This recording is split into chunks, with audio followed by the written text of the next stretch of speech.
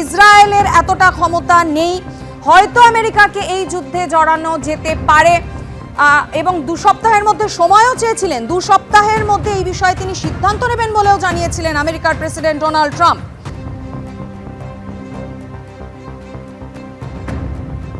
ইরানের আগে হুঁশিয়ারি দিয়ে বলেছিল যে তারা তাদের ক্ষমতার মাত্র 30% ব্যবহার করেছে। সেই পরিস্থিতিতে ইসরায়েল বারবার চেয়েছে যে এই যুদ্ধে আমেরিকা সরাসরি অংশ নিক এবং সেই প্রেক্ষিতে 2 সপ্তাহের মধ্যে এই বিষয়ে সিদ্ধান্ত নেবেন বলে জানিয়েছিলেন আমেরিকার প্রেসিডেন্ট ডোনাল্ড ট্রাম্প। এবং এই মুহূর্তে যে পরিস্থিতি এসে দাঁড়িয়েছে, যেমনটা দেখা যাচ্ছে যে ইরান ইসরায়েল যুদ্ধে এবার সরাসরি জড়ালো আমেরিকা। ইরানের 3টি পরমাণু কেন্দ্রে হামলা আমেরিকার সেনার। ইরানের পারমাণবিক কেন্দ্রে এয়ার স্ট্রাইক আমেরিকার সেনাকে অভিনন্দন জানিয়েছেন প্রেসিডেন্ট ডোনাল্ড ট্রাম্প। তিনি বলছেন আমেরিকার সেনাবাহিনী সফলভাবে হামলা চালিয়েছে। ইরানের ফোর্দো, নাতানাজ এবং ইস্পাহানে অবস্থিত 3টি পারমাণবিক কেন্দ্রে হামলা চালিয়েছে। অপারেশনের পরে সমস্ত মার্কিন বিমান আপাতত ইরানের আকাশ সীমার বাইরে আছে, এমনটাই সোশ্যাল মিডিয়ায় বার্তা দিয়েছেন ডোনাল্ড ট্রাম্প। অন্য কোনো দেশের সেনাবাহিনী এখনো পর্যন্ত এই ধরনের অভিযান চালাতে পারেনি।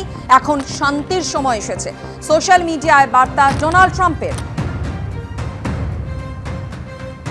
ইরানের উদ্দেশ্যে ট্রাম্প হুঁশিয়ারি দিয়ে বলেছিলেন যে ইরান এই যুদ্ধ শুরু করেছে, এই যুদ্ধ শেষ করব আমরা।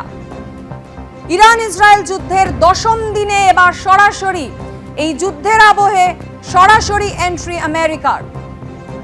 ইরানের 3টি পারমাণবিক কেন্দ্রে এয়ার স্ট্রাইক মার্কিন সেনার।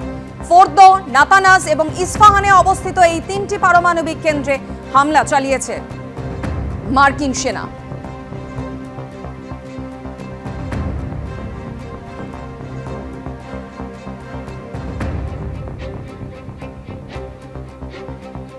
এই মুহূর্তে আমরা কথা বলে নেব, আমাদের সঙ্গে টেলিফোন লাইনে রয়েছেন প্রতিনিধि नीरज राजपूत। जो जानकारी मिली है उसके मुताबिक जैसे अमेरिका के राष्ट्रपति डोनाल्ड ट्रंप ने कहा है कि 3 जो न्यूक्लियर साइट्स हैं ईरान की, जो मुख्य ईरानियन जो न्यूक्लियर साइट्स हैं जिसमें फार्दो है, इस्फहान है और साथ ही नताज है, इन तीनों पर जो अटैक किया गया है और इन पर जो अटैक किया गया है वो B-2 बॉम्बर जो स्टील्थ एयरक्राफ्ट है अमेरिकन फोर्सेस का, उसने इस्तेमाल किया है।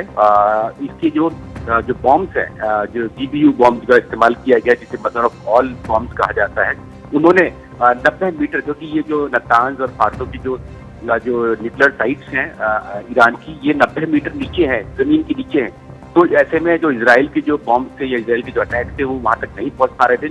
इसीलिए इजराइल ने अमेरिका की मदद ली और ईरान की इन 3 न्यूक्लियर साइट्स पर B-2 बॉम्बर्स ने, जिन्हें B-2 स्प्लिट बॉम्बर्स भी कहा जाता है, उन्होंने इस पर अटैक किया। जो रात के वक्त किया उन्होंने, बीती रात जो किया है उन्होंने 3 जगह पर अटैक किया। जो ये फार्दो और जो नतांज जो न्यूक्लियर साइट्स है, यहाँ पर ये कहा जाता है कि ईरान जो है न्यूक्लियर एनरिचमेंट, यूरेनियम एनरिचमेंट का काम यहाँ पर कर रहा था। और साथ ही जो इस्फहान जो न्यूक्लियर साइट्स हैं वहाँ पर जो यूरेनियम का स्टॉक पाइल है, यानी कि वहाँ पर रखी जाता है, यूरेनियम को रखा जाता है। जो यूरेनियम एनरिचमेंट का जो काम होता है वो परमाणु हथियार यानी कि न्यूक्लियर वेपन्स बनाने के लिए इस्तेमाल किया जाता है। इस तरह के आरोप ईरान पर लगते रहे थे, इसीलिए जो अमेरिका ने जो है वो अटैक किया इन तीनों साइट्स पर किया है। इन तीनों साइट्स पर काफी नुकसान हुआ है, जिसके अभी तक जो अनवेरिफाइड वीडियोस भी सामने आने लगे हैं कि कितना बड़ा जो है हमला वो अमेरिका ने किया है। इस दौरान जो B-2 बॉम्बर्स थे उनके साथ एस्कॉर्ट कर रहे थे अमेरिका के ही F-22 रैप्टर्स, जो कि स्टील्थ एयरक्राफ्ट है, यानी कि इनविजिबल जो एयरक्राफ्ट होते हैं जो दुनिया की किसी रडार में पकड़ में नहीं आते हैं, उन्होंने ये अटैक किया है। और जैसे ही ये लग ही रहा था 1 हफ्ते से, हालांकि जो व्हाइट हाउस है उसने कहा था कि 2 हफ्ते का समय लिया है, 2 हफ्ते बाद डिसीजन लिया जाएगा, लेकिन वो सिर्फ ईरान को डिसेप्शन करने के लिए था, डिसीव करने के लिए था, ईरान को जानकारी न मिल पाए कि कब अटैक होने जा रहा है। लेकिन जैसे ही वॉशिंगटन DC के करीब जो डूम्सडे प्लेन है अमेरिकी राष्ट्रपति का, जो US डिफेंस फोर्सेस का, वो आया था, तब ऐसा लगने लगा था कि अब जो है अमेरिका इस जंग में कूदने वाला है, यानी कि इजराइल की मदद करने वाला है, क्योंकि इजराइल जो है अपने दम पर अकेले वो ईरान का मुकाबला नहीं कर पा रहा था, उसके वेपन्स भी कम हो रहे थे, मिसाइल भी कम हो रहे थे। ऐसे में जो अमेरिका ने इस जंग में, यानी कि मिडिल ईस्ट की जंग में, वो इसमें अपना दखल दिया और यहाँ पर 3 साइट्स को अटैक कर दिया है।